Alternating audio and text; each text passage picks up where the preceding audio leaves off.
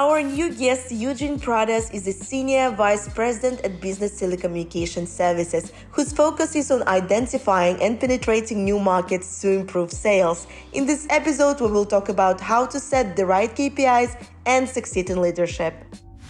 Hi, Eugene. We're very happy to have you here. You're the first guest who's a vice president, and I'm really excited about our future conversation. Thank you very much for joining us. Thank you, Tatiana. I'm looking forward to it. It's an interesting time of the year, and it's a great time to sit down and get an opportunity to chat about the business, the industry, and what's going on in today's world. Indeed. And you started to mention it for me. So what is going on in the business world nowadays? What are the trends? What should we bear in mind as business owners for business growth? Because I know that you have a vast experience specializing in business development and in sales management. Sure. Well, let me give you a little bit of my background. I've been in it's true, I've been in the telecom business for over 40 years now. I started back in before, when there was telex services, and then fax, and then mail service, and then we jump into the telephone service, of course, internationally at affordable rates. And now, of course, we've moved into the messaging services and CPaaS, and it's been a revolution, from the old analog days now into the IP and the digitalization. All right. So, digitalization, everybody talks about it, but the fact is that, the systems, artificial intelligence plays a big part in today's world, allowing us to be more efficient, more optimization of personnel, of resources. And the trend is to be more and more efficient because of the environment and the competitiveness of the world, and the pressures, of course, on the business and the business models, on margins, on revenues. So it sort of it goes hand in hand. So the business right now, it's exciting because this is a great industry. New things come along, and those of us who are in the business, we're the first to get exposed to it. So it's really interesting. Many times, if you ask your friends or family, if they ask you what you do for a living, et cetera, it's not easy. It's really, you talk within people within the industry, there's a click, there's a conversation of being able to talk to each other, while the people who are not related to this industry have a difficult time to try to understand exactly what's going on between the ones and the zeros, So today's world is, it's evolving. And of course, more and more, there's new players coming in.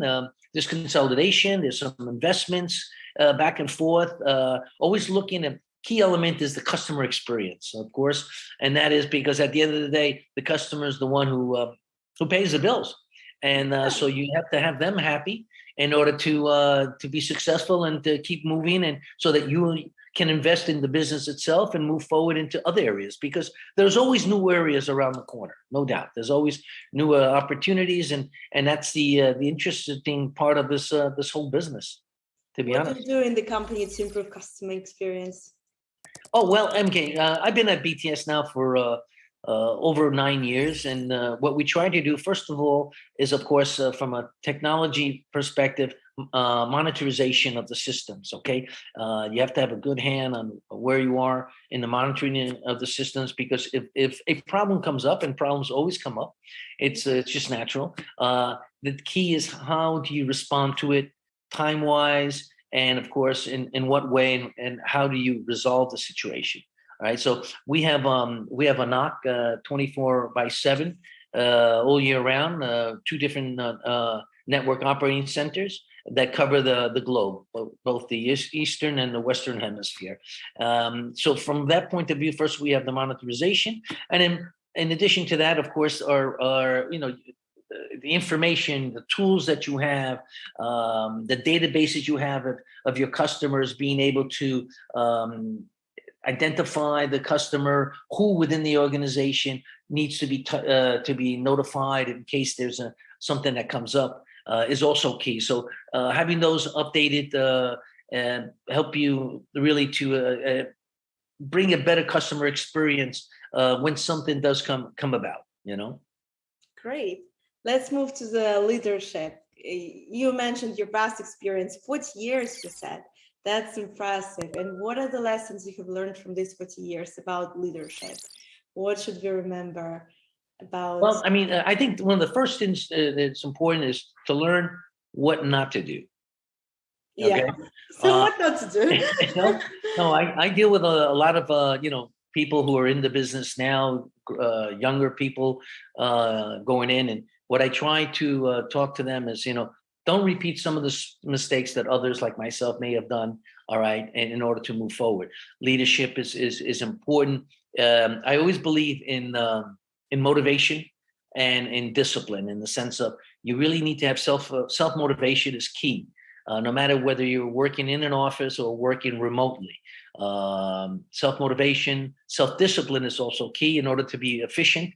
You really need to have those two together in order to work together. So as a leader, one really needs to convey key aspects to fellow employees on how important it is to be more disciplined, motivated, in order to get the results done. All right. The end game is always, the route to get to the end game is important.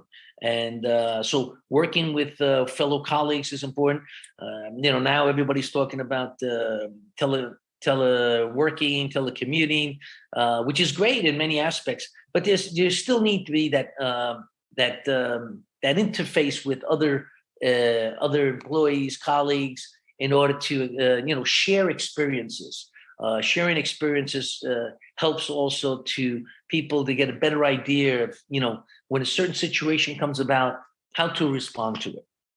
So I believe leadership also, clear objectives are very important. I mean, we talk about it on paper. It's sometimes more difficult in practice, but clear objectives are very key, because you want to have your people focused on what you think is important for the company, or what the team feels is important for the company, and that's key to get the results that you're looking for.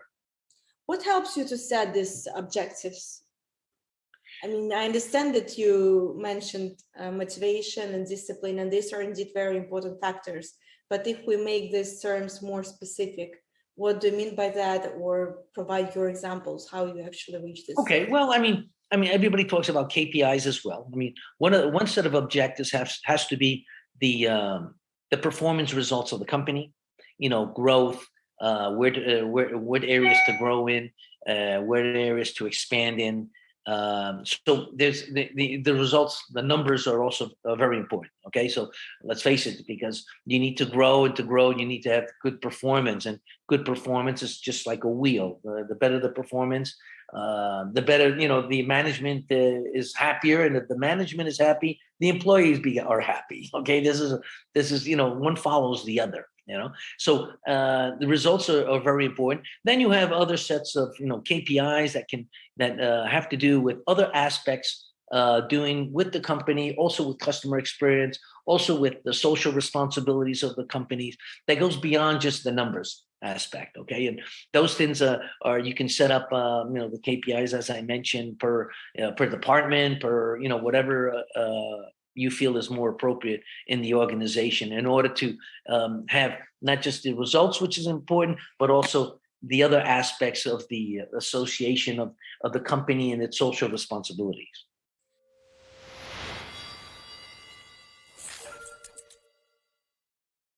In our next episode, we will discuss how to set the right KPIs.